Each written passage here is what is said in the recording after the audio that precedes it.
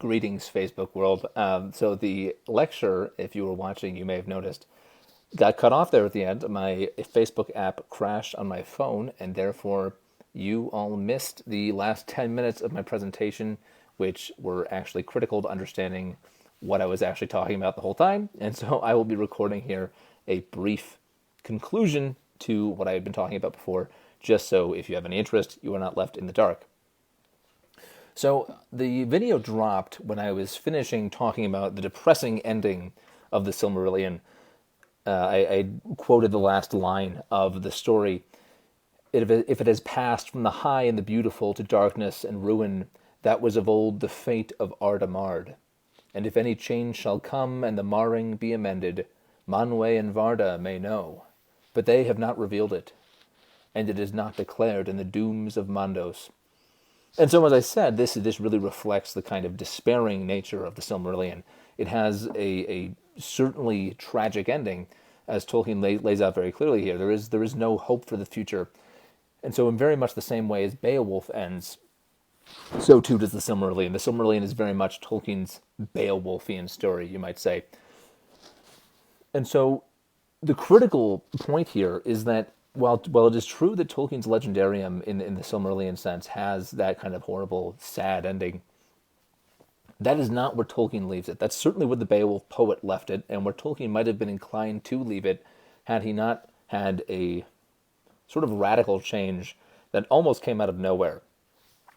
And that is that Tolkien will decide to bring Christianity in a much fuller way into the Legendarium. And this is not something where he's going to go back on his rule of including explicit Christianity in the story. He still holds fast to that. It is simply that in the sense that the Silmarillion ends in tragedy and the Beowulf story ends in tragedy, this will not be the case for what will become the Lord of the Rings. And so the sort of history of the Lord of the Rings is very fascinating because the entire decision Tolkien makes to go this route is predicated on the existence of the Lord of the Rings, which never really should have existed. And that is because The Hobbit is the only reason the Lord of the Rings was ever written. And The Hobbit was not supposed to be part of this story. The Hobbit was written in the early 1930s by Tolkien for his children. It's about a fat middle-aged man who goes off on an adventure and ends up aiding in the slaying of a dragon. He sees battles and wins victories. And it's simply a charming children's tale that was published in 1937. And Tolkien had no intention or idea that it was going to be related to the overall Legendarium.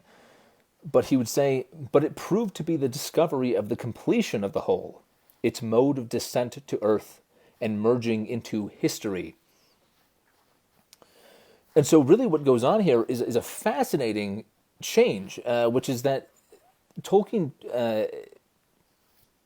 brings The Hobbit, the world of The Hobbit, this kind of very low-level story, he brings it fully into the Legendarium that he'd already been starting to create.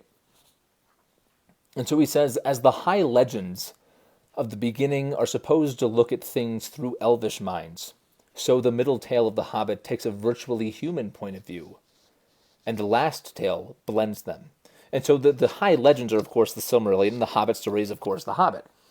And these two things are completely disparate in both tone, thematic elements, basically anything you can name. They're not at all the same. One has a narrator that introduces himself and interjects to talk to the audience directly, and the Silmarillion is a high-minded fantasy, an entire metaphysical world that exists in the mythological history of our Earth. But Tolkien somehow found a way to blend these two. And as he says in that last line there, the last tale, that is what becomes the Lord of the Rings, blends them. He somehow finds a middle road between the low, kind of childish stature of the Hobbit and the extremely high mythological level of the Lord of the Rings, or of the Silmarillion, I should say. And so the way that this comes about is really that Tolkien makes the decision, it seems, to consciously build the Lord of the Rings into, as he says, a fundamentally religious and Catholic work. something he certainly would not have said about the Silmarillion, as it was simply a kind of mythological alternate history of the world. It was not meant to be fundamentally religious and Catholic any more than The Hobbit was. The Hobbit was simply a children's tale about adventures.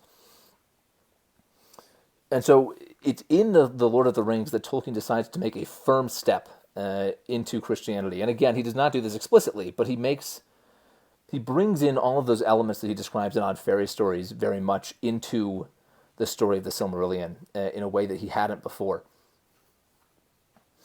And so what's really fascinating is that the focus of the story passes from these elves and these gods, these high mythological elements, these huge characters of great strength and power, and it transfers down to the hobbits, of course. The Lord of the Rings centers about 4 hobbits. The 4 hobbits are the main characters of the tale, and they are swept up into this grand world.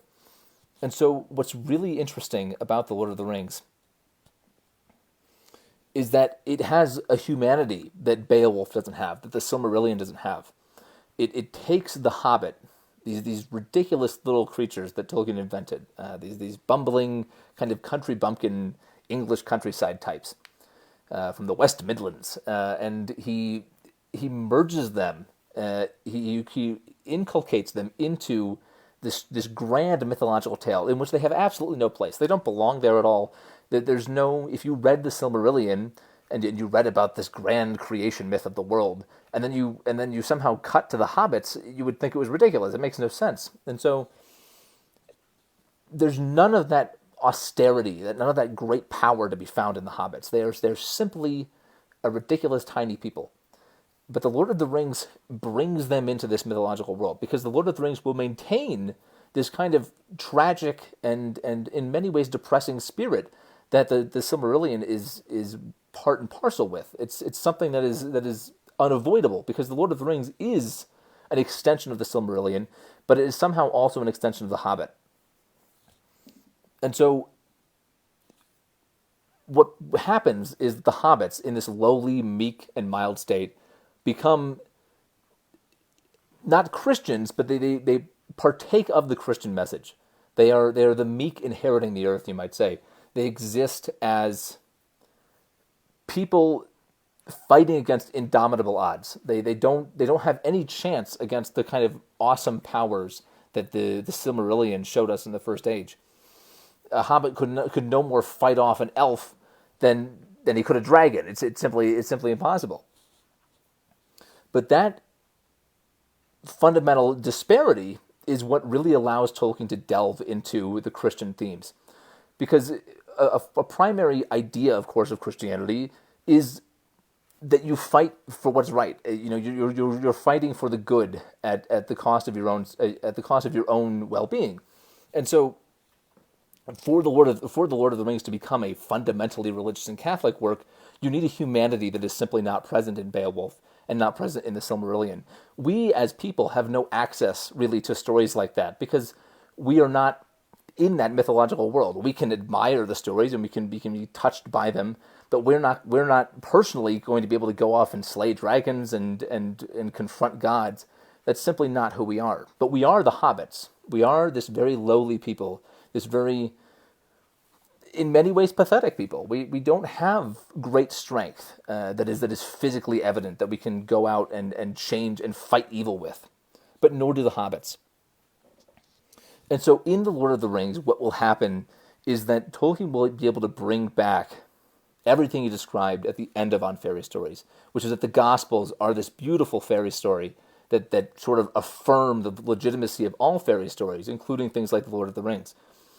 And so within a story like The Lord of the Rings, you can bring in eucatastrophe. You can bring in all of the hope and joy that the Gospels promise in a way that the Silmarillion and Beowulf simply can't. And you don't need to have it be explicitly Christian to do so, of course. All you need is to show God interacting with the pre-Christian world, which is something that did not happen in the Silmarillion and did not happen in Beowulf. God is left out of the picture. He is not there interacting with people in a one-on-one setting. He is simply the initial creator, the prime mover, if you will, who does not have any access or does not choose to have access to people's everyday lives. And that is a fundamental aspect of The Lord of the Rings, is the idea of providence. And so when the Tolkien writes The Lord of the Rings, he's able to marry the ancient, tragic, northern heroic spirit that he fashioned and replicated in the Silmarillion with the really low level and plucky nature of the hobbits. And that marriage is the way that he finally brings fantasy to its full fruition in the way he described it on Fairy Stories. And so over the next 3 weeks, that will be when I was describing exactly how the fulfillment of all of these ideas of language and fairy story and the Gospels and the tragedy of the Northern Spirit, all of these things combine in the most unbelievable and beautiful way in The Lord of the Rings to give us a story of God's providence in our lives. So stay tuned.